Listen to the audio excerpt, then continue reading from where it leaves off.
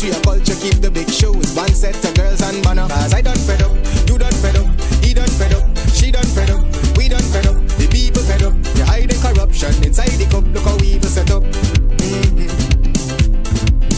The people fed up.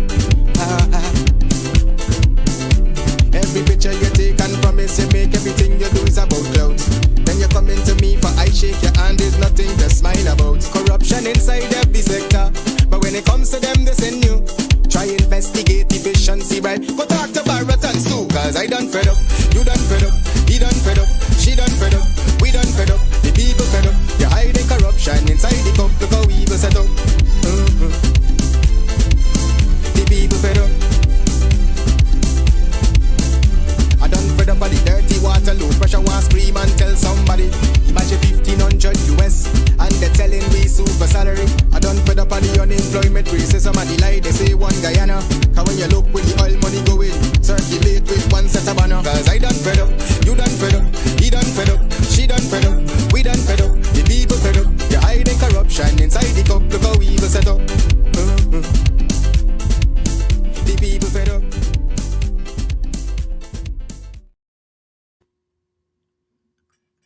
Top of the evening to everyone. Top of the evening to everyone. Okay, we are in the festive season, ladies and gentlemen.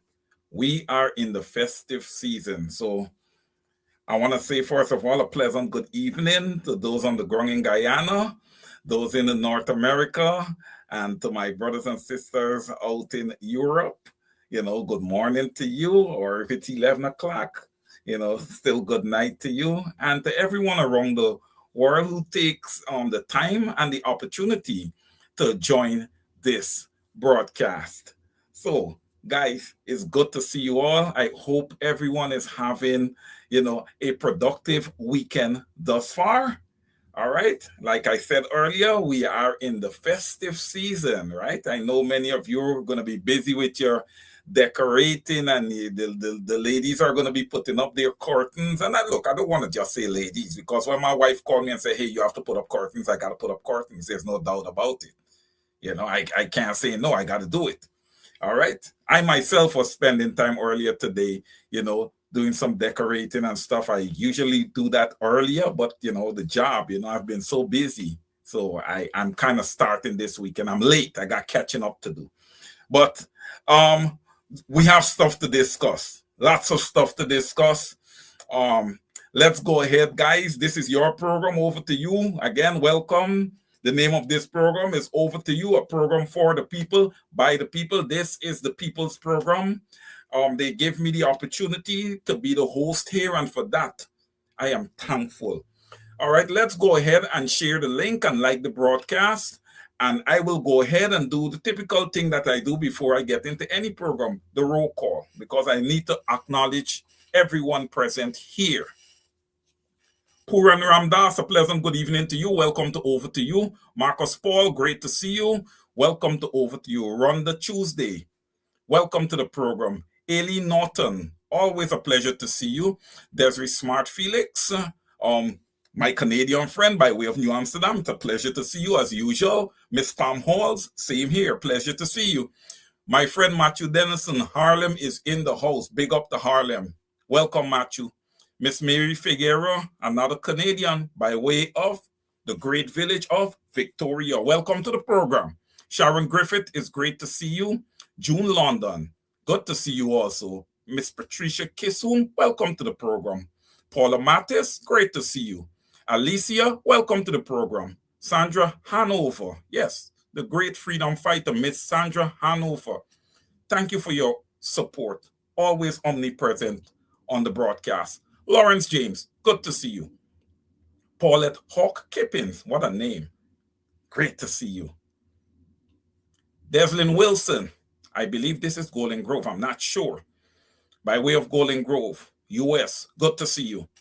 Karen Clark, good to see you. Rosemary Martindale Brackett, beautiful name. Great to see you. The Honorable Mr. Victor Ben, Canadian, is in the house. I think by way of Georgetown. Good to see you, Mr. Ben. Patricia Sana, good to see you. Miss Vashti Magnot, it's always a pleasure having you here. Sandra Sargent, the same. Pleasure having you here. The Honorable Mr. Neville Seatal, also known as Civic. Good to see you, Civic. Mavis Davis Wells, beautiful name. Great to see you this afternoon. Miss Orwell Dawn Cook, another beautiful name. Good to see you also. The Honorable Mr. Carl Miller, great to see you here, sir. Audrey Brown, good to see you. Mayborn King, good to see you also. Mr. Kenneth DeFlormont by way of Maryland, USA. Good to see you, my brother. Althea Jones, always a pleasure, always omnipresent here. Mr. George English, good to see you. I believe that's a childhood friend of mine. Charlene A. Moses, the Honorable Charlene A. Moses, good to see you. Petulia Boyce, good to see you. Debbie Apple, good to see you. Welcome to the broadcast, everyone. I think I'm winding down here. Paula Stewart, good to see you. Favor Grace Flavor, what a name. Good to see you. Darkus John, good to see you if I didn't call you earlier. Diamond Barbies, good to see you. Ezzie Hamilton, great to see you. All right. Annette N. Ferguson, former member of parliament. Good night to you, my sister. That's my friend, Miss Annette Ferguson. It's good to see you here. Lance Young, good to see you. All right, ladies and gentlemen, welcome, welcome, welcome, welcome. All right, where do we start? Oh, we got to stay on track here, guys. You know, we always start off with progress and development, right? All right, so let's stay on tune here. Progress and development, ladies and gentlemen. All right, the opposition, they like to stymie the process of, development and progress. Right? That's the words. You had what's the guy named the minister in the Ministry of what? Information, maybe? I don't know exactly what he does. But what's his name? Kwame McCoy. The guy that talks and only one side of his face moves. Okay, yeah, that's the guy. Yeah. Anyhow, he came out and he had a lot to say about the opposition. I'm not even going to go into what he was saying about the opposition because all he was talking is a bundle of fibs. And you know what? We can't give these people airtime. Okay? We can't give these people airtime. The opposition is unable to attack you guys the way they should and can because they don't have the necessary budget to do it. They don't have the state resources available to them to attack you guys. You guys are killing the state resources, the state assets. That's what you're using to your advantage. Okay? And you're being encouraged by external forces. I don't care what anybody say. Okay? You are being encouraged by external forces. I don't know why they don't just come out and be honest to the Guyanese people and say, hey, look, we are taking over your country. The PPP is just the middleman. They are following our orders. Just come out and say it. Come out and say it. Because that is essentially what is happening. Okay?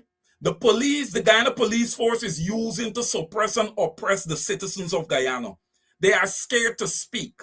They cannot speak in their own country. When they go to work and they earn their salaries, okay, taxes are withheld from their salaries to support the Guyana police force, a force that is battering them daily and their children. All right? But anyhow, that's not where I wanted to kick off. It just segue into that because I guess I'm getting a bit fired up this evening. Okay? Progress and development, ladies and gentlemen. I have been talking about, and not even we across the board have been talking about the poverty rate in Guyana, 48 to 53%. Well, that has went up an additional 5 percentage points according to the IDB and their data. We are now at 58%. Okay? And how accountants work and statisticians, we look at that and we round it and we'll go there, we'll say 60%, and that's what I'll say. We're teetering on 60%, on a 60% poverty rate in the fastest growing economy in the world. Ladies and gentlemen, our Guyanese dollar has not even gained any value since the oil find. Could you guys believe this? Is this proper economics? Should we believe in economics? Because I like to question things. I do not just believe in people's narratives. You know, many just come and say, oh, Wayne, you should research this or you should research that. Why should you always go on other people's information when you have a brain also to think? Why should we always go on the information of others when we have our own brain? It's because we start making ourselves mentally lazy and not using our brain. It's why people are using us. It's why we're being misinformed. Okay? We all have to become independent thinkers. Yes, you can see data. Yes, you can see statistics.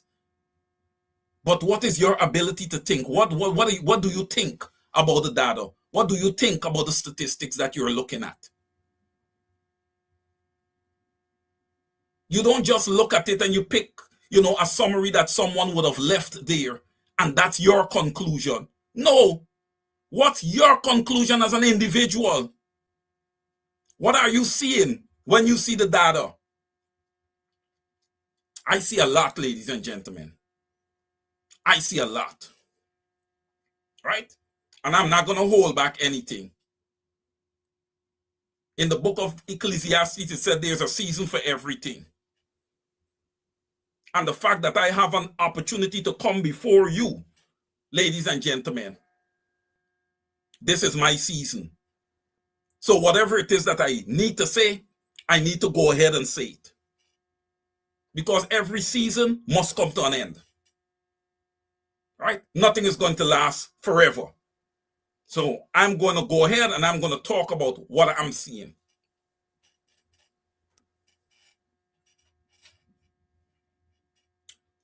The PPP, ladies and gentlemen,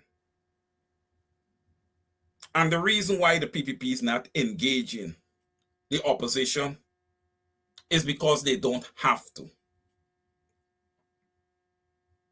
This thing is coming from above the PPP, above the pay grade of the PPP and their ministers. I'm being frank here. There's a lot of your leaders, black leaders at that, Afro-Guyanese leaders. When the money is right, they're not going to tell you guys anything. Okay? They're not going to tell you anything. Guyana is a giveaway, ladies and gentlemen. It's a giveaway. And what's sad, okay, there is no benefits, there's no equity for the normal poor Guyanese. That is what is sad. That is what is very sad. September 1st, when the Guyanese people went to the polls, you guys believed that you was going and vote for what is a new government. That is what you believed. But what you went and you voted for is who is going to be the middleman to give away your lands, to bring in the big businesses. Okay? The little bit of scraps that you guys make, right? Essentially what you become in your country is basic consumers. And that's where I come in and I say to all the leaders, those 23 years that the PPP was in power, guys, again, I'm saying it again. I think I may have said this 2 or 3 times before. We're dealing with the repercussions of that. I believe the opposition would have lost sight of what was happening in that period. They were essentially preparing themselves for what Guyanese are experiencing today. Right? I am not God. None of us are God. Right? We believe that there's a spiritual being, there's a most high being. I do believe that also. Right? And that's why I've came on this program and I said before, I'll never bow to any man that breathes the same air as I do and bleeds blood. right? I would never kiss anybody's ring. I don't believe in kings and queens. I don't have time for that nonsense. We're all human beings. Okay? If you're given a position as president or whatever it is, a higher position, you were elected by the people to work for the people. Doesn't make you special. Right? That's what I believe in. Simple. Simple. I'm not going to mince matters with that. But let's continue on Guyana where we're going today. Right? Essentially, where we're going is that Guyana is going to be developed from an infrastructural perspective. You guys don't be surprised if Guyana becomes the Dubai of the South America Caribbean basin. Don't be surprised. I think it's heading down that road. Okay? I think it's heading down that road. But here what's going to happen when Guyana becomes this Dubai of South America, the Caribbean. Because it sits right on the line there, right? That's why a lot of times people consider it Caribbean, it's South America. Okay?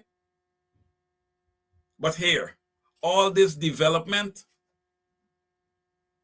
excluding the development of the Guyanese people. The people who have been there, who have dealt with all the floodings, who have dealt with all the years of poverty in Guyana, those 23 years under the PPP, all the struggles they have dealt with. Our pensioners with their $41,000 or $43,000 pension a month, everything. See, voting has consequences. Voting has consequences. And what would have happened September 1st? Oh, the price is going to be steep. You are going to get a cash distribution if you behave yourself. I don't even say that to my children. I don't even say that to my children. Much less one saying that to adults. Much less one saying that to adults. You will get a cash distribution if you behave yourself. What's behaving yourself? Keeping your mouth muzzled, not calling out government when government is wrong.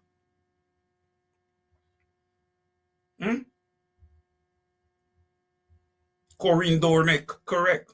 Ali Ice past Guyanese. That man Ice really past Guyanese. Really past Guyanese. And I say this to the poor Indo-Guyanese, the African Guyanese. I ain't gonna say poor African Guyanese. Most of them are. This is why I just use them one. African Guyanese. And the other poor ethnic groups. You guys have to come together as a collective. You have to come together as a collective and stop this. You have to stop this runaway train. I just hear words thrown around. Oh, we have a part-time parliament. Well, let me say this. Based on the issues that are happening in Guyana right now, based on the possibility of a pending war with the US and Venezuela, all of these issues call for a full-time parliament. And you hearing but speaker is out of the country, you got to be, look, man, you're telling me that parliament cannot be convened with a deputy speaker? Y'all need to change them rules, man. You all need to change them rules. Y'all too slack. Guyana is a slack place with no standards whatsoever.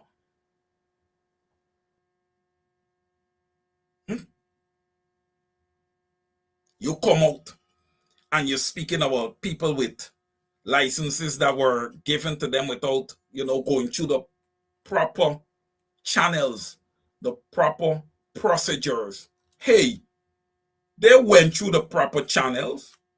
They went through the proper corrupt channels that the PPP would have instilled. What are you talking about? What's wrong with the licenses? Nothing cannot be wrong with people's license. Are you kidding me?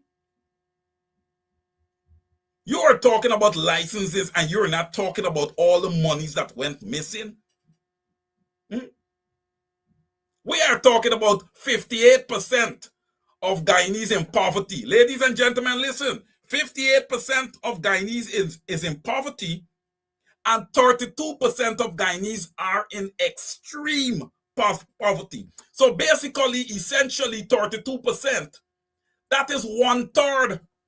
Basically, 1/3 of Guyana is in extreme poverty, ladies and gentlemen. The fastest growing economy in the world. Make it make sense.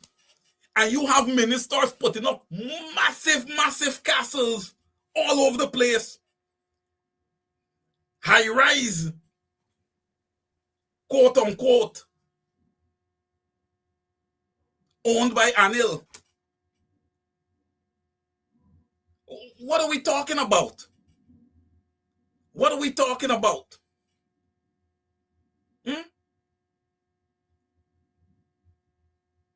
You got ambassadors sitting in Guyana and people just go, oh, Madam Ambassador. Not from me.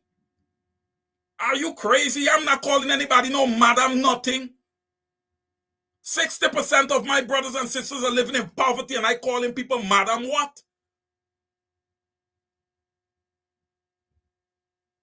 Man, look, man. Good riddance when it comes to people like Jane Miller and these people. Good riddance.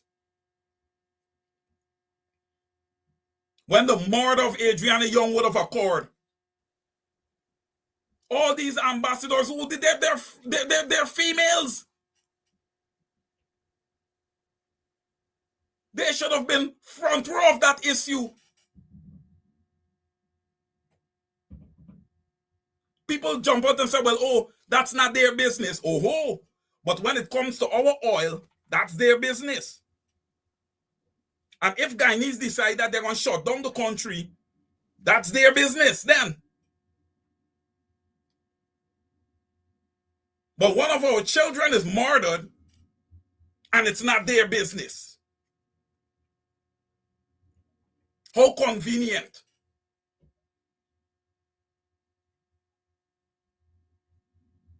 They sit on their high thrones and they say, we don't deal with dictatorship. Guyana is 100% dictatorship.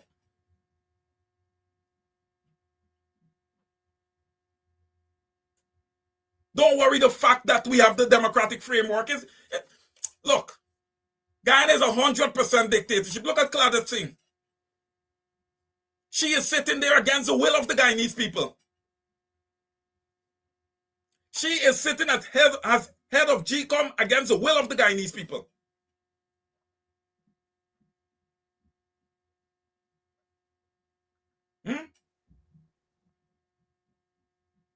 Corinne Dornick, correct? All those ambassadors are here to grab money. They're here in the best interest of their country. That's it. But when things are not going good for the normal Guyanese, and the normal Guyanese jump up and holler and scream, these same ambassadors have a problem with it. So exactly what you are here for. You're meddling in the Guyanese election. You're doing all kind of things.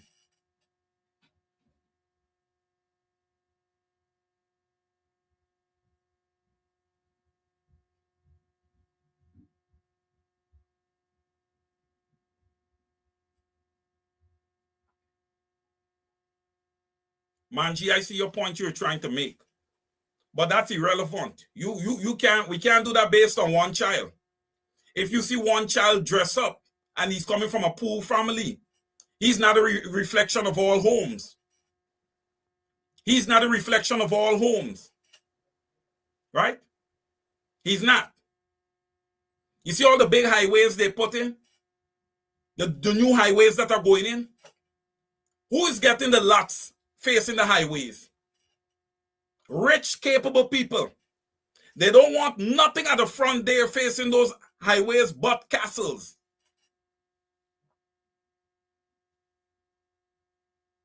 So that when the big dignitaries are passing through Guyana,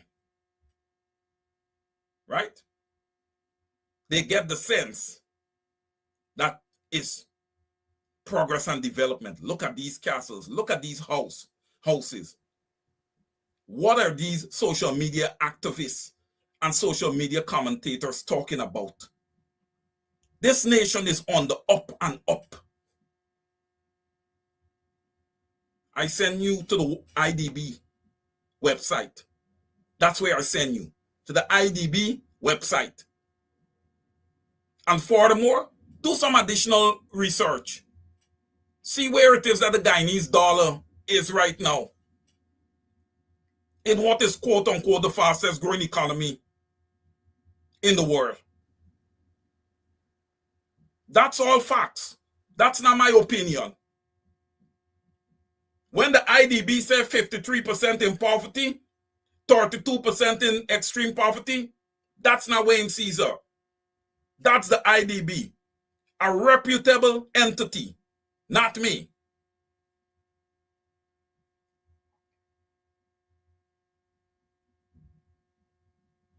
The PPP has not responded to that as yet.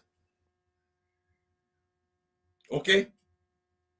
They have not responded to that as yet. And I'm looking at your comments. Your comments are laden with 53% poverty. 58%, sorry, poverty. Guyanese must be concerned. How long is it going to take for Guyanese as a collective to understand that the PPP is not working for the people of Guyana?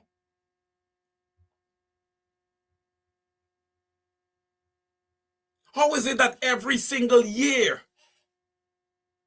your budgets are lopsided favorably for infrastructure?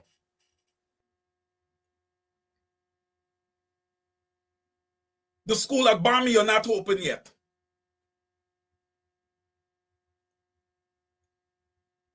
Mr. Theodore Adams was out there. And these guys who are savvy when it comes to construction. And they saw a lot of faults. All that money and we've still seen faults. The Heroes Highway, Concussion Highway.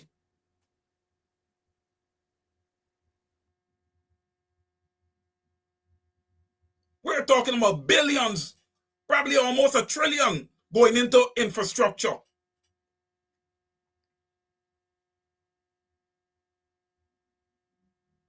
Our main city, the city of Georgetown, ravaged and looked like a garbage pit. Look at that cleanup that Dr. Terence Campbell and the Honorable former Member of Parliament, Miss Simona Brooms, would have done there in the Lombard Street area. Look where Guyanese are living.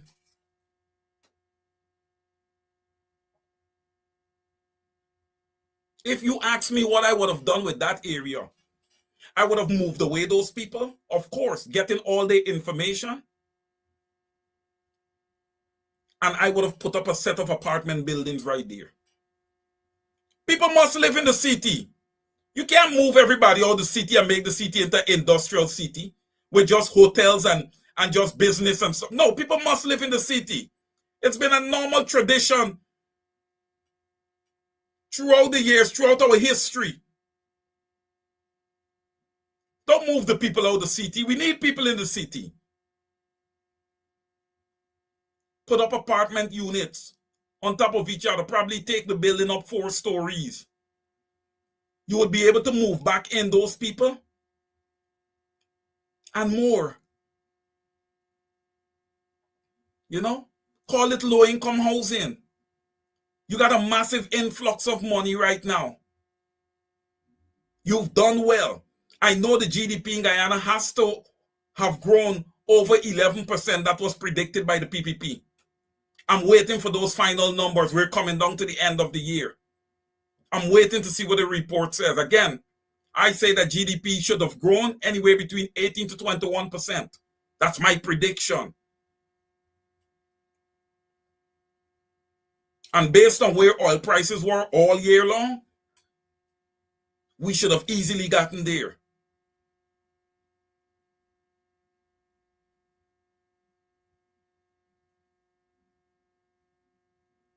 I know the opposition has started some work. Before I even get too deep into the opposition, I want to point out one thing. You know, there are many that would have called me out for being critical of Azzuddin Mohammed. Okay? Like I said, guys, I call it how I see it. Okay? If Azzuddin Mohammed does something that he deserves flowers for, you can trust me. He's going to get his flowers. Because I'm here to be objective. What would have occurred at the Hammerington Hostess last Sunday? Azzuddin Mohammed, listening good, because you're going to get some flowers to this one. You're absolutely correct. You should have been let into that building to see the conditions that those people were living under. Okay? Absolutely. If we want to call Guyana a democracy, Azzuddin Mohammed should have been let in to see the condition that the people were living under in that building.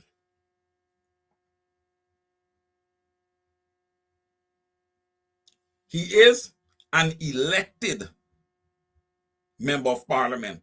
He was elected, he was sworn in. Come on, we got to stand for something in Guyana, right? We have to stand for something in Guyana.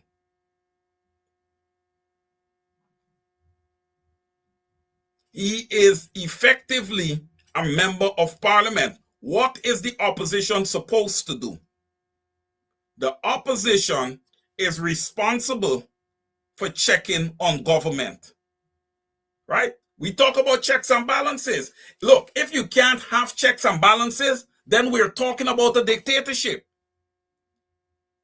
He was essentially blocked from, him and the members of his party was essentially blocked from doing their job.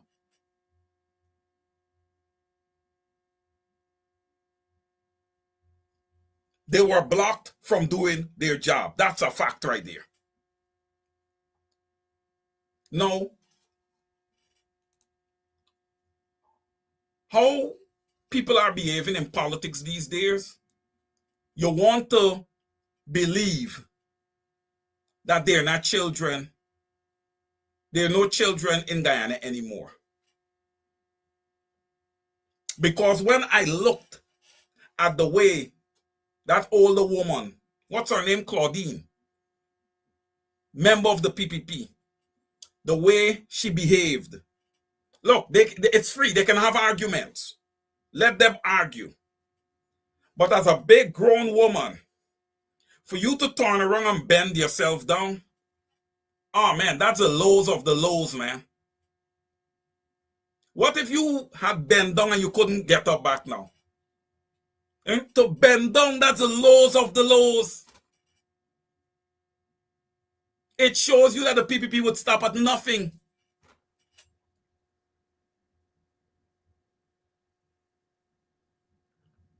Ayanto Archer, yes, you're correct.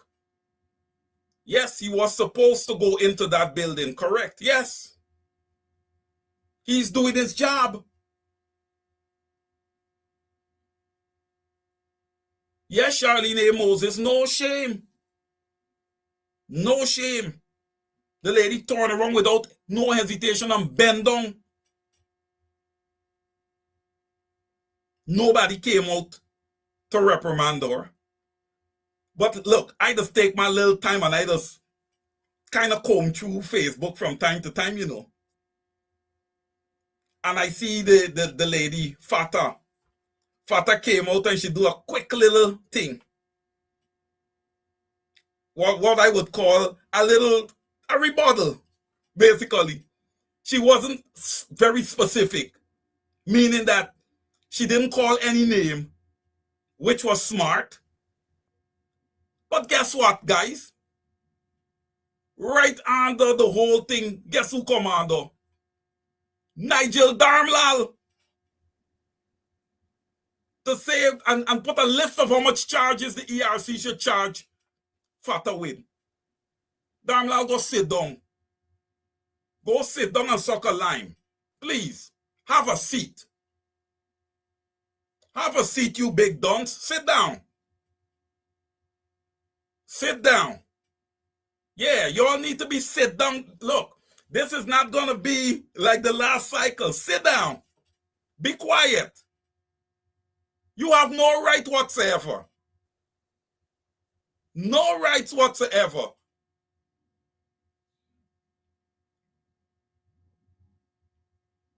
You should be in jail as far as I'm concerned. You should be in jail. ERC? What's the young lady name? Ali? What's the young lady name? Why you don't go on to the things that she say and talk about how many charges the ERC should, Jennifer Ali, how much charges the ERC should give to her? You guys need to be quiet. You guys need to be quiet. Have you ever seen the ERC sanction me? The ERC could never sanction me. The ERC could never sanction me. I'm saying it right here.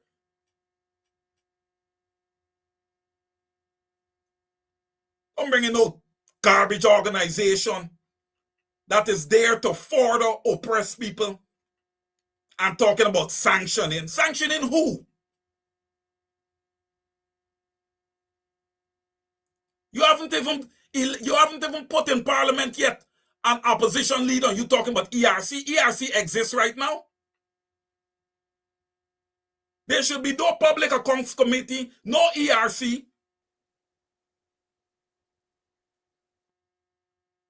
No public procurement commission right now.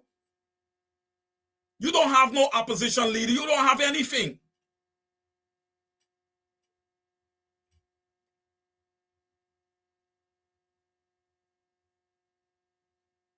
Look. Correct, Don Sampson. The ERC is a waste of time and essentially a waste of taxpayers' money. And I'm going to go a little further. Ladies and gentlemen, and I know you guys are going to recall because it just happened. On Monday, what we had? We had a cost of living march, right?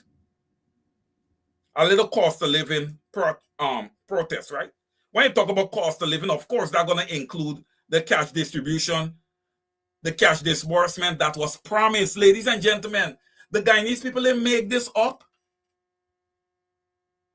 as part of their manifesto. The PPP promised this to the people. They promised it. But let me say this, ladies and gentlemen. We talk about progress and development, right? We speak of progress and development. I tuned in to the Stabroek News broadcast, the coverage of that whole little protest.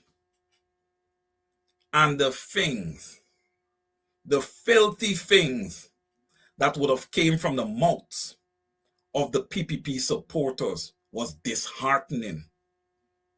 Ladies and gentlemen, as I sit before you tonight, I tell you this: Guyana is a healthy nation. Guyana is a healthy, racist nation. That is what it is. It is worse than it has ever been. It is, oh. And you know what? I can follow this up with more. I remember when they were doing the autopsy for young Adriana Young. And I tuned in on the Travis Chase broadcast. And the things that would have came from those people's mouth. Now, mind you, in both instances, with the Stabroek News broadcast and with the Travis Chase broadcast, I saw filthy things also from members of the APNU side. But you know what? That was in retaliation. Barry Jagdeo, Fanali, Anil Nandalal, you all need to educate your supporters, man. These people, they're just not up to standard. With their comments, they're not even spelling correctly. Please educate your people.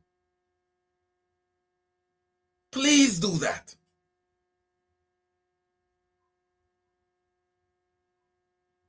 Educate your people. Don't just tell them, hey, vote race.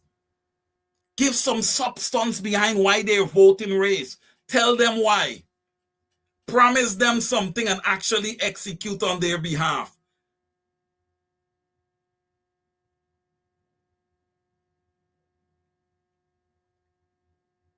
Guyana, ladies and gentlemen, I'm sorry to say, the nation is extremely segregated. All right?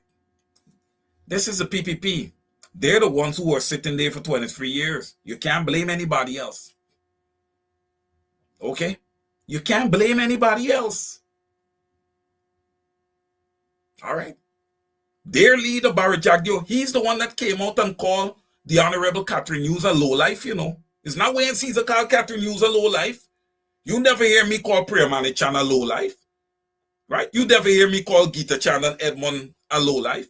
You never hear me call anybody a lowlife.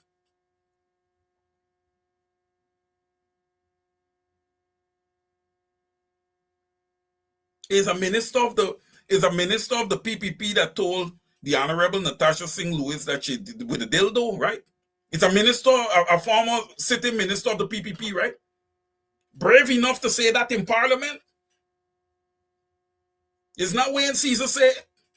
Wayne Caesar in Parliament.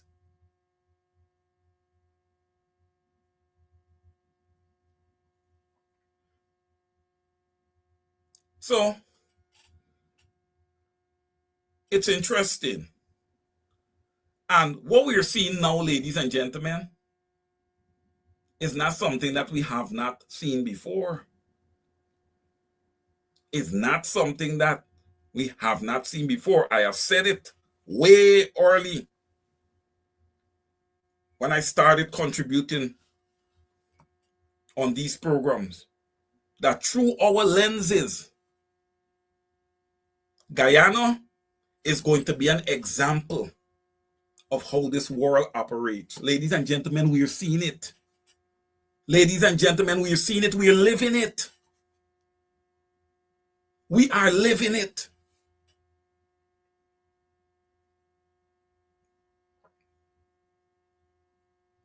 Look, I can only get as basic as I can get here because I know that we're discussing the issues, right? But when you're going to discuss issues, you got to have some measure of solutions. You got to have some type of solution in place, right?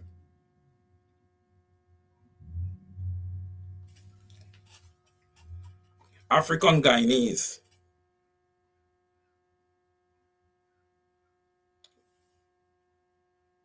The late great Lyndon Forbes Sampson Burnham had a vision for you guys. Okay? He had a vision for you guys, and by extent, he had a vision for all Guyanese. You guys have failed. He has not. He has not. Because we can sit here all night tonight and talk about the accomplishments of Lyndon Forbes Sampson Burnham and how much he was before his time, right? We can do that. Right, Mr. Ernest Elliott? We can do that.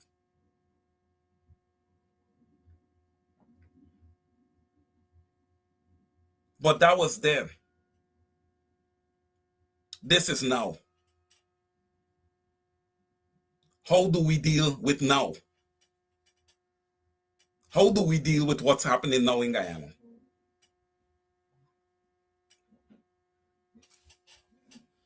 The village of Victoria, the forest village purchased by the African ancestors of Guyana. Correct, Victor. The foundations were laid down. Oh yes, he also laid down infrastructure, Victor, and a lot of other things. I know you can go deep into all the things. We had Bata Yachting, we had glass factory, we had clay brick factory, we had the Linden Highway, we had the Demerara floating bridge. We can go through the, like I said, we're gonna be here all night tonight. If we go through the accomplishments of Linden Forbes Sampson Barnum, we had transistor radios being built in Guyana, we had Tapir, we had Kalai bicycle, and all, and these things I learned from you guys.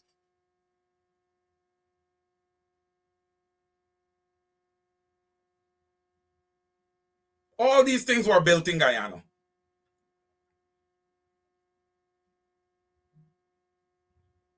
We had Guyana fisheries, we had all kind of stuff. The Demerara Bridge was, the main purpose of that Demerara Bridge was so farmers. And who are those farmers? 85 to 90% of them were Indo-Guyanese. Indo-Guyanese didn't gain their lands under the PPP. No.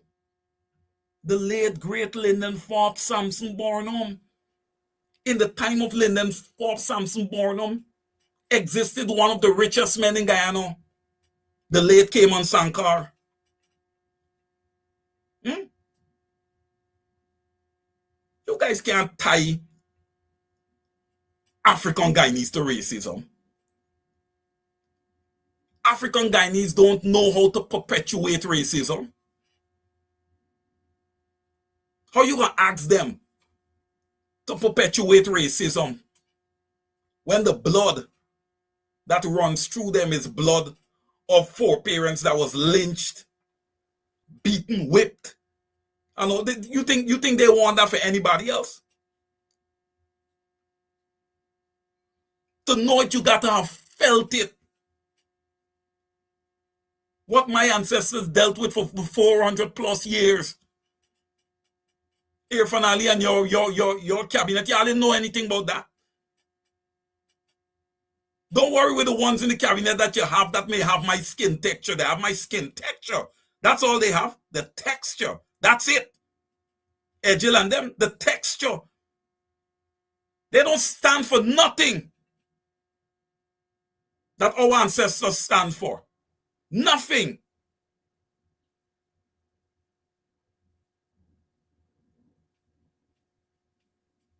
You guys want to talk? You guys want to talk? You know this whole thing? We're not seeing Barra Jagdeo. Well, whoop-de-doo, who cares? Who cares? Does seeing Barra Jagdeo do anything for the Guyanese people? Who cares? I don't.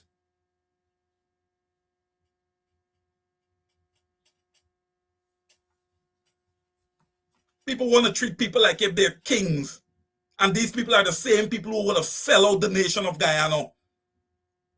And you treat them like kings. Oh, our VP. Nah, you know when you guys gonna stop? You know when you guys gonna stop? You guys gonna stop when African Guyanese start to understand? You understand me? What is being perpetrated on this program, what I'm saying on this program? And they start learning to use the Golden Grove and the Pleasance Back Dam and all these places to start farming, using their yards and stuff to start becoming self-sufficient and efficient and stop being consumers to other people who are just getting rich off of them. That's when things are going to stop. When the men stop heading on the line top and just sitting down and just drinking Guinness and Mackerson and Banks Beer and GT Beer and stop supporting all these things. When beer ain't selling anymore and Guinness ain't selling anymore. When Varun Bar and all these places ain't got African people and poor Indian people and other ethnic groups that are poor, that's when everybody gonna start understanding. Look, if you live in a nation and they are not allowing you to participate, right? And you are seeing that you're living in this nation, because look, if we elected ministers And I said this before. All we do when we go to election is elect the next set of rich people in Guyana. All the rich people in Guyana is either politicians or their friends. That's not normal. You think when you look at a country like the US, you think the richest people in the US is politicians? Where? They ain't even in the ballpark. They're not even in the ballpark.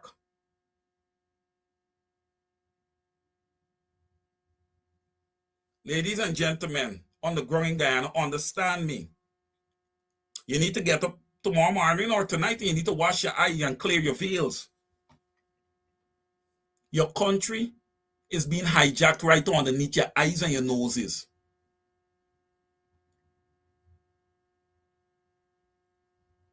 And I say this more so for African Guyanese. Ladies and gentlemen, I don't know how many of you peruse Facebook. But let me tell you all something. I see a gentleman that call quote unquote Dr. Posada or something of that nature. And the hurtful and derogatory things that this man had to say about African Guyanese. That I don't know. I don't know, man. I don't know if I run into you. I don't know what's going to happen. That there. Are you kidding me? If you see an African Guyanese, you should cross the street. Do not allow your children to go to school with African Guyanese children. They are thieves. Why? To know that my parents have raised me. I've never taken a thing from anybody. I've maintained my ethics all the days thus far of my life. This man is coming out on behalf of the listen, on behalf of the PPP, the most thieving government ever, to say these things. You are talking about African Guyanese. Those are the people who are impoverished. Are you kidding me? Those are the people who are impoverished. And look, this impoverishment is not that, okay, it just happened to them. No. African Guyanese in Guyana is facing what they're facing because that is what Guyana is designed. It's designed that way to do that to them. And what I'm saying is, when are the leaders of the parties going to come out and tell the people the truth? Because this is the absolute truth. That's why I say it's a season for everything. I'm not going to be on here forever. But I'm going to speak my truth to what I'm seeing. These leaders of these opposition parties, they need to come out and tell the Guyanese people the truth. Tell them what's happening. It's right in front of our eyes. Tell them.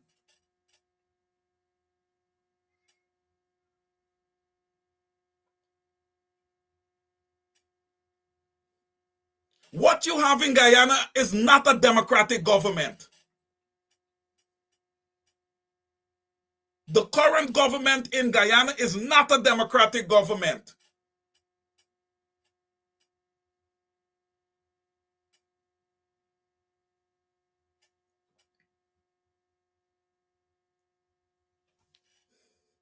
When an African is going to sell his property, you know what he does? He sells it to the highest bidder. For the most part, who's the highest bidder? A Guyanese of East Indian descent. Property gone. When an East Indian sells his property, he's looking for someone like himself to buy his property. It's a difference. It's a difference. What I'm saying essentially is that African Guyanese, they need to wake up and understand the game that is being played and understand that they have to play their game. They have their game to play. You can't keep buying into this thing. There's no equity for you guys in the whole scheme of things right now. We have prominent leaders in Guyana, African Guyanese leaders, prominent. And exactly what I'm talking here tonight, they know. They are aware of what I am speaking here exactly. They are aware of it. But they will not tell the truth to the Guyanese people. You got to tell the people the truth. Let them react to the truth. Okay? When you go into people's establishment, they're going to smile and wine and dine you. You know why? Because you're buying. Your money is being spent there. But oh, if you had something that could have seen right through their chest at that heart, you would keep your money right in your pocket. Victor Ben, you are 100%, you are, I forget 100, you are 1,000,000% correct. Let's go back to the co-op system. Yes. Village by village, start becoming self-sufficient. Government in digging the drains in front of your place. You call self-help, you on your whole street, and y'all dig y'all drains. But then y'all ain't got to pay anything to them. Y'all ain't got to pay no rates and taxes if y'all got to dig y'all own drains and do all these things to yourself. Then you don't pay rates and taxes. I want to say something, and this is with all respect to all and sundry in the opposition. It's not cost of living is not the only problem in Guyana. Okay? You all need to get out there and you all need to protest the Guyana police force. Taxpayers' money is upkeeping that entity. You need to protest them. You all need to get out there. You all need to protest GPL, Guyana Power and Light. It's what they talk about, something about electronic courses and all this kind of stuff. You guys edify me. I saw something about electronic courses and doing this computer course and that computer, or e-classes. I think it's e-classes or something like that it's called. How Guyanese doing e-classes in blackout? How you doing e-classes when you have flickering lights like Christmas? These guys don't make sense. All they do is mismanage the revenue that's coming in from oil and all the natural resources in Guyana. They are wasting your money away.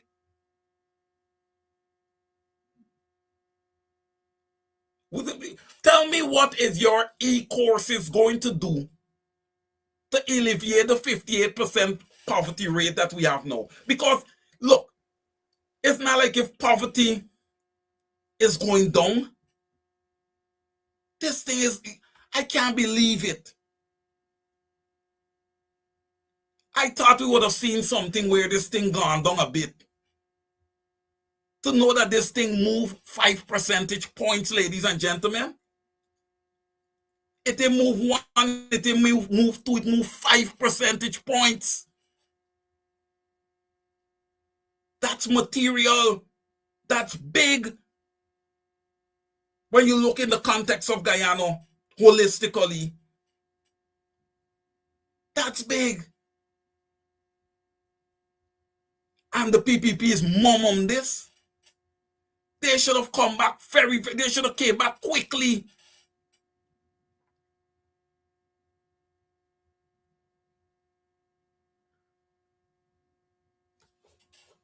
Cheryl Sampson, good night, Wayne, and all my people. Let the truth be told. Guyanese have to wake up. They will lose our country to the outsider. It's a damn shame. Cheryl Sampson, correct. You're 100% on point. Don Sampson, I just finished with one Sampson, another one. We need a president like Ibrahim Traore.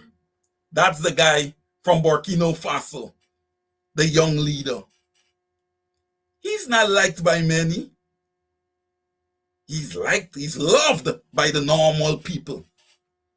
He's loved by the normal, honest, unsundry. Oh yes. A man of that nature can never be loved by the oppressors. Never. I want to touch on something, guys. A few weeks back, it might have been 2 weeks back. And this really got my attention. I was watching at the whole thing at Starbrook Market when they were building the wall, right? It's definitely not a wall of Jericho, but they were putting up the wall. And I was looking at that African Guyanese police officer, guys. The one that had on the brown with the big gun in his hand. And what I was looking at is facial expression. Right? His face was serious. He make up his face like, if you make a wrong move, I'll kill you. You understand me? Where is the courtesy? Where's the courtesy? You could have pulled that vendor aside and said, sit down. Here is what is happening.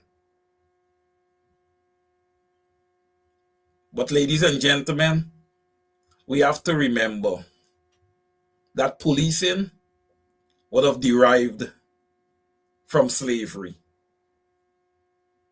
Okay?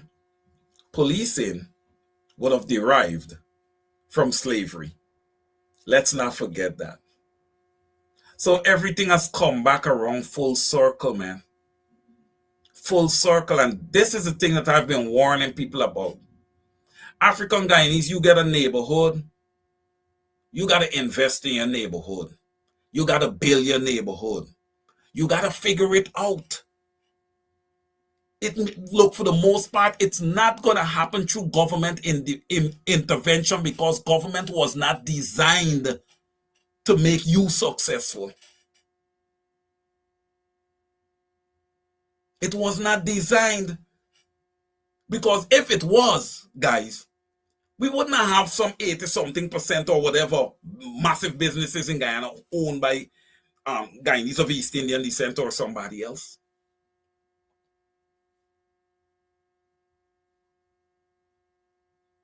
One of the largest African Guyanese owned businesses is probably Comrade Nigel Hughes Law Firm.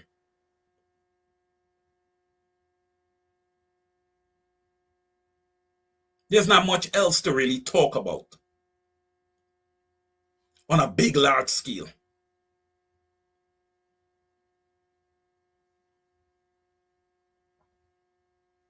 We're having oil discoveries in Guyana, and the government is not transparent with the people of Guyana, telling them that we've discovered something.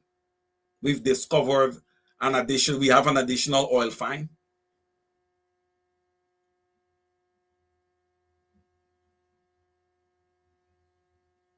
I received some information from a Lindener, how the roads in Linden are pretty bad.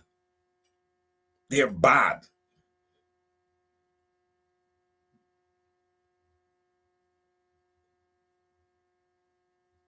You guys are not going to, I don't believe that you guys are going to get a cash transfer this year. And I believe I saw PPP supporter saying, y'all like money, y'all want money, y'all know for a cash transfer, the government probably have to go and borrow. Look, man, you had a $1.382 trillion budget. Where's the money? Where's the money? 1.382 trillion. To fund the cash transfer, you need approximately $55 billion. What's the big deal? And I'm talking about $100,000. Those people don't look like if they want to give. They told you guys $200,000. Don't sleep on that. Don't sleep on that.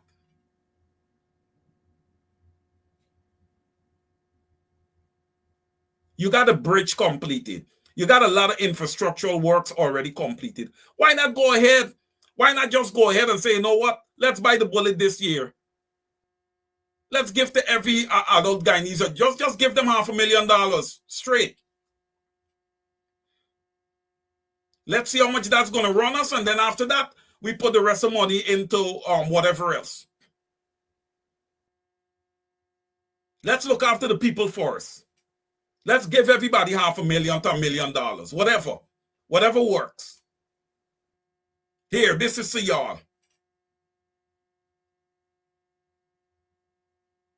And while you do that, if you know you have such an offering coming, beforehand, you go ahead and you clear away lands and you prepare house lots. Because I for sure believe that a lot of people would have went ahead and purchased house lots with that money.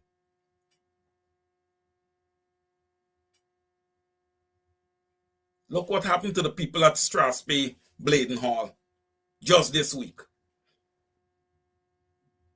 PPP, it's Christmas. January, send them the notice in January. Tell them by March. And then also have an alternative for them. Look, you cannot take poor Guyanese in their own country and throw them on the road. You can't do that. You can't do that.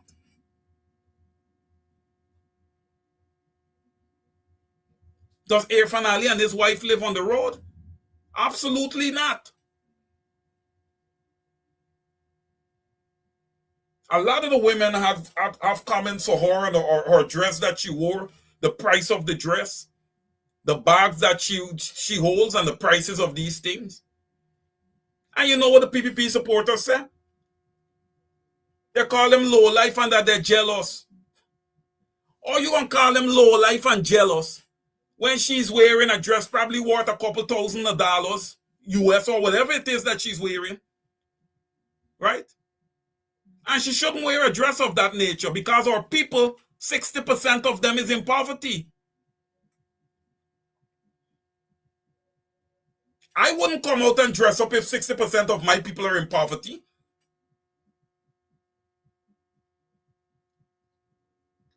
Send out Christmas pictures and all these things to who?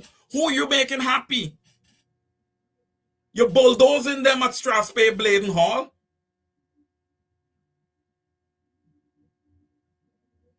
The ones who trying to make a quick living at the market square, you block them off with a Berlin Wall. Where's the 50,000 jobs that you promised? You wouldn't have this problem.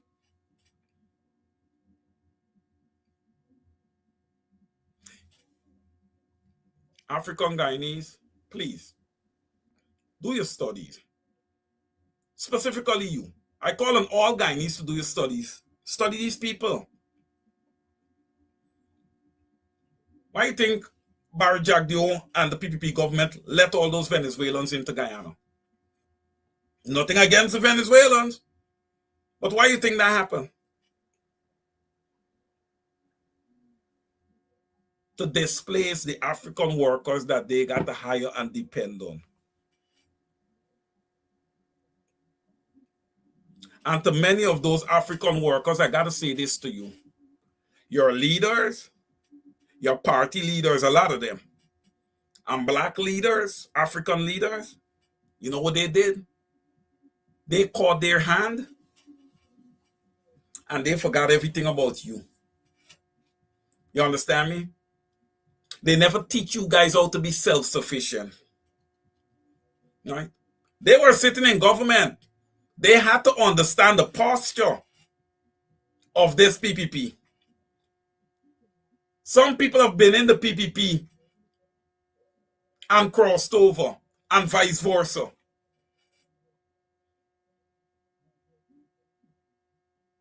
But like I said before, man, when you see you take that oath to serve people, and you would have deceived them, there's a price to pay. There is a price to pay. Guyanese, I feel like if you've been deceived for decades, and I'm not talking about all leaders, I'm not talking about all. Those who I'm talking about, they know themselves. Right? If you guys want to stop this carnage in Guyana, you guys got to get serious as a people. You got to get serious as a people. And you have to get serious about your parliament. You can't get people coming in, because right now people are coming into your nation and influencing your politicians. Your politicians in Guyana has been bought. It's sheer buying and selling going on. And where the gamble is happening is with the people. The Guyanese people are being gambled. That is what's happening.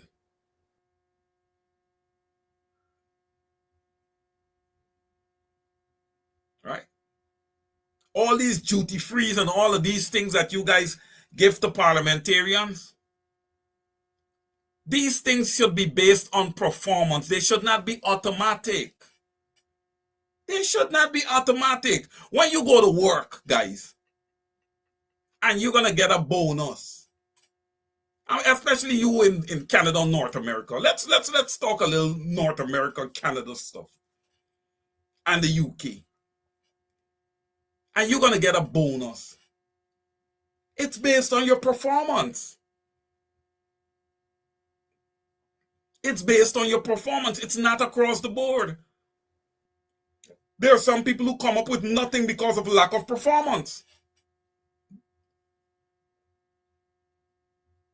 So duty free shouldn't be a guarantee thing. And again, I believe that every parliamentarian or high-level official, government and out of government, should be comprehensively audited every 2 years, where they report their assets, location and everything. A detailed audit, full scope. This is only right based on the amount of corruption that we have seen in Guyana. But ladies and gentlemen, let me be honest and tell you this. These things that I talk about would never come to fruition because not even the opposition don't agree with me. And to the extent the opposition don't agree with me, ladies and gentlemen, like I said, you're going to draw your conclusions.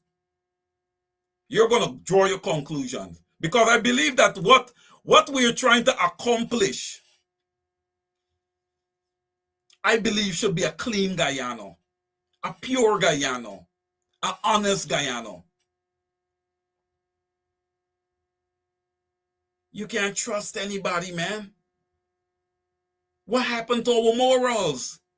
What happened to our strong values? Contractors, you guys, the contracting industry, you guys just rob people. People come from the diaspora and ask you guys to do work, you rob them. They leave and they go back home, you stop the work. You take their money, you stop their work. Why? Why can't we be honest? Why can't we show a level of integrity? Why everything should be, oh, I'm trying to get over you? Why everything got to be a hustle like that? Because Barrett Jagdeo and his PPP over those 23 years would have conditioned the Guyanese people that way. Everything is a hustle. Everything is what you got to give to me. Well, if things are going to change in Guyana, Guyanese need to start figuring out how to make their way. All right? And I'll tell you this. While I say this, you deserve a right to a cash transfer, you cannot sit down and depend on that. The government that was elected or select, let me change it. That was selected is not people-centric. It's not people-oriented. It's not human capital-oriented. So you're not going to get the things that you should get. Instead of that, that government and its supporters are saying to you guys, go and find work. That's what they were saying, true and true, on the Stabroek News broadcast. Okay? That's what they were saying. Let me just go through some of your comments. We got to become self-sufficient. All right? The Guyana Public Service Commission is it Dr. Jerry? It's Jerry Govaya Jr., right? His son is there. They came out with they give a summary, a statement on the last the 2025 elections. And the statement was very favorable to the PPP. And also what they called for was proper working conditions. The thing that stand out to me, ladies and gentlemen, this is what stood out to me, okay? If anybody else would have looked at their report, maybe something else would have stood out to them, but this is what stood out to me. Okay? They ask for better working conditions for migrant workers. I don't have a problem with them asking for that, but here, I beg to ask you the question. What about better working conditions for Guyanese workers that were there all the time, that are treated like garbage, that are paid substandard salaries? What about them? Do they deserve anything? Do they deserve any type of respect?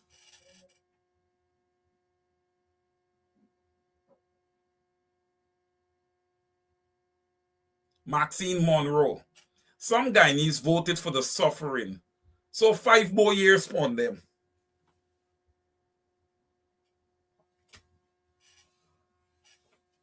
Voting has consequences.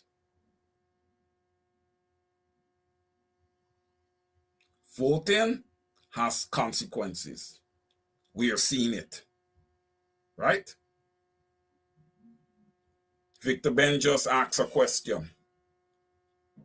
Go and find work where, sir? Victor, excellent question. And I turn and I pose the question to the PPP. PPPC and your supporters, where do you want these people to go and find work? This work that you're talking about. Where is the 50,000 jobs that was promised in your manifesto of 2020? Because here, if you didn't get 50,000 in the cycle, you're still responsible for that 50,000. You know, it was promised.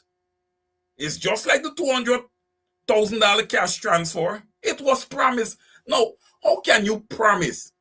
It's like I'm telling you guys, hey, we're going to get together Sunday and we're going to have another Over to You program at 7 p.m. sharp.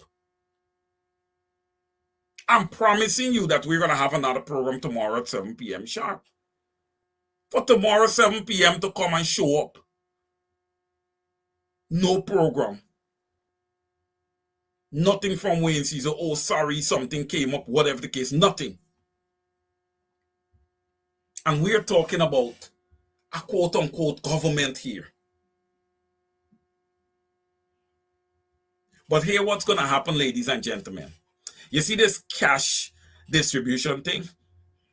It's going to play a big part in elections going forward if it's not taken to Parliament and voted on. That if and when the Cooperative Republic of Guyana receives so much revenue per year from its natural resources, the citizens of Guyana is entitled to a cash distribution. If that is not written into law, ladies and gentlemen, you're going to have the same type of low standard, actions. Behave yourself. If you behave yourself, you're going to get a cash transfer. Hey, finally, since when you were the people of Guyana, daddy?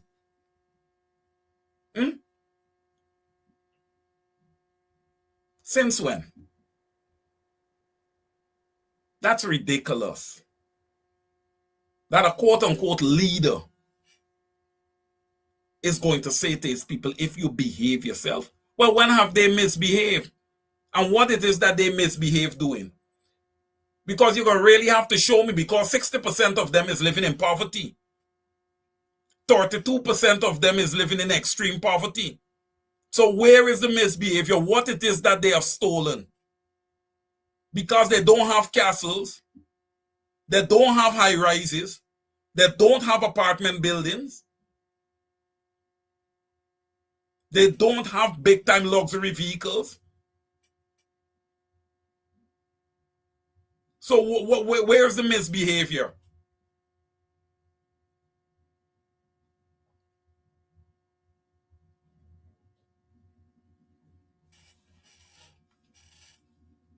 A blessed good evening to you, Miss Robin Aline Barnwell.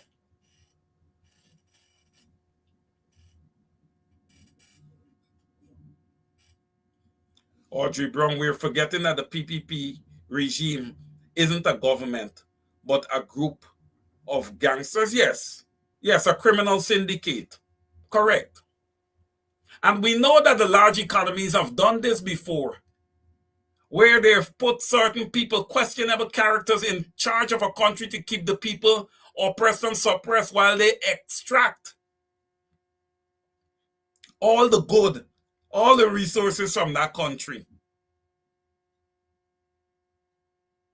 Right? Boy, Guyana is going to be, if we don't watch out, an economic disaster. Right? It's going to be an economic disaster.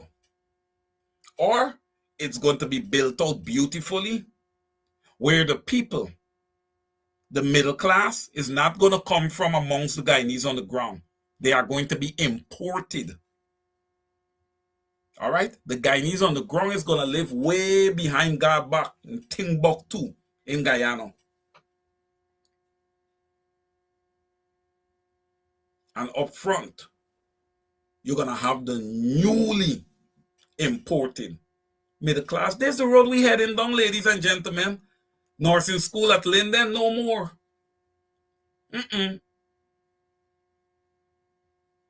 Nurses from Cuba. We've had a long relationship with Cuba.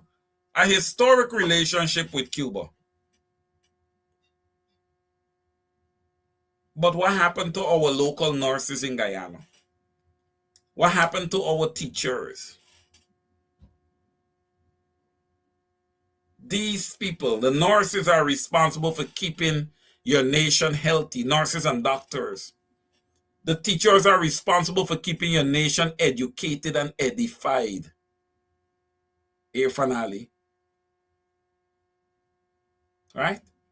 Educated and edified. Right? They say that you went to St. Stanislaus College, here, finale. And then you got a big time degree from the University of IFLOT. Right, ladies and gentlemen, is it IFLOT it is? I'm still trying to locate that university, right? But you got a big time degree from the University of Iflot.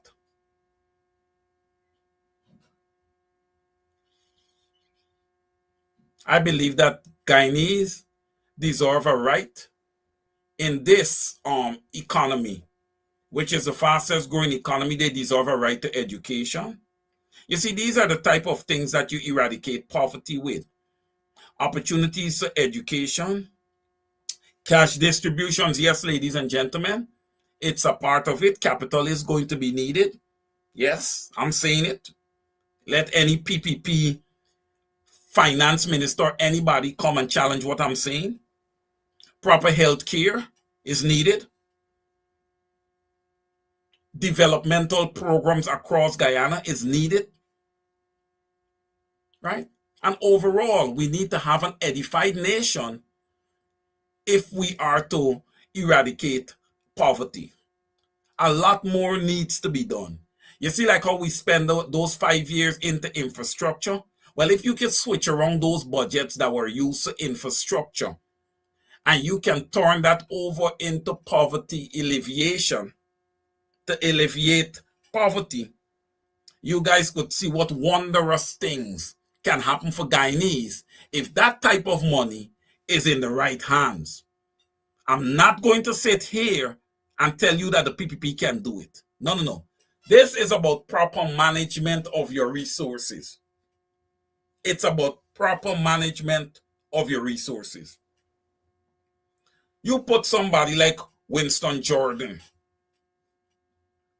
and you sit me down beside him as his assistant, and you give us a $1.382 trillion budget, we would do marvelous things for the Cooperative Republic of Guyana. Marvelous.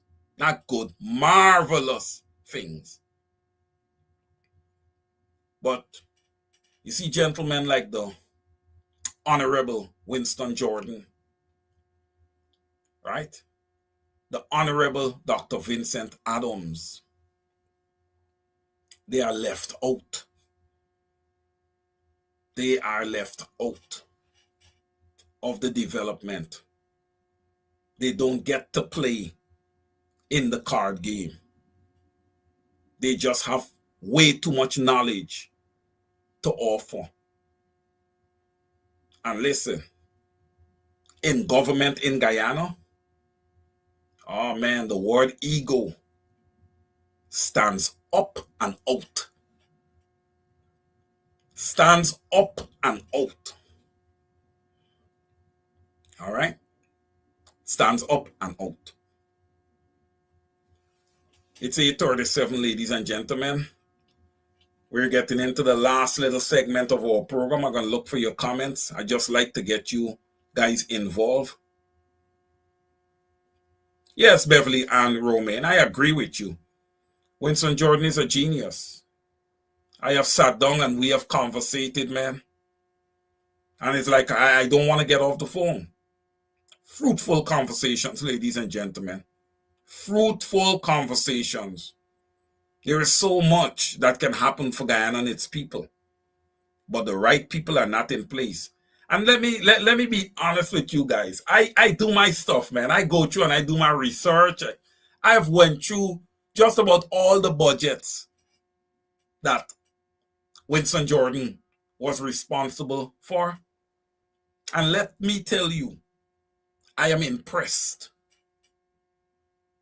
I am impressed. His work is impressive. He is truly a Guyanese icon. All right. He is truly, and to me, when it comes to finance and accounting and these stuff, my number one guy, Winston Jordan. Yes. He's on Kidaki program, ladies and gentlemen. Those of you who don't know, every Thursday, he gives an economic update. I am sure that the PPP listens into that and they learn quite a few things there. Right? I believe if our opposition was a bit more forthcoming, a lot of that knowledge could have been kept secretly and not put out there for the PPP to make use of. All right? Because they're going to take his knowledge, they're going to use it, and they're not going to give the credit where the credit is due. Ladies and gentlemen, we're coming up on time. As you can see, the executive producer, his photo is up on the screen there. And, oh, Lemon, yeah, Lemon is here this afternoon. Guys, he picked up the shift this afternoon. He's typically not here, but he picked up the shift this afternoon. And just to give you guys an update also, the CEO here at Benchop Radio, Mr. Mark Anthony Benchop, apologizes for not having a program last night as he and family is out of the jurisdiction on traveling duties right now. Hence the reason we didn't have a program last night. And look, I have to apologize also because I was not available last night for a program. All right, ladies and gentlemen, as we prepare to close this one out, there's work to be done. I plan to be here on Saturdays right through the Christmas season. And I want to thank all of you for allowing this program to come into your homes this evening. I truly appreciate each and every one of you. It's the festive season. I hope all you and your families are preparing to, take a little bit of time to enjoy the holidays. Take a little bit of time to enjoy the holidays. All work and no play makes Jack and Jill very dull. All right? So we need to have that time. So, ladies and gentlemen, this is our time for this evening. I love each and every one of you. It's a shopping season all around the world. All right? Be careful as you traverse the highways and the byways, especially you on the ground in Guyana. Drive with a bit more courtesy, man. Respect the 5 C's. All right? And let's get through the holidays, man, without anyone else losing their lives, man. I saw that horrible accident on the Linden Highway. We ought to be much more careful, man. All right? Let's show love one for another. Until next Saturday, love you, love you, love you. And again, this broadcast is brought to you courtesy of Benchop Consultancy and the Immigration Law. They can be contacted at 917-714-1082. And I want to thank Benchop Consultancy, Immigration and Law for picking up this broadcast, sponsoring this broadcast right through 2025 thus far.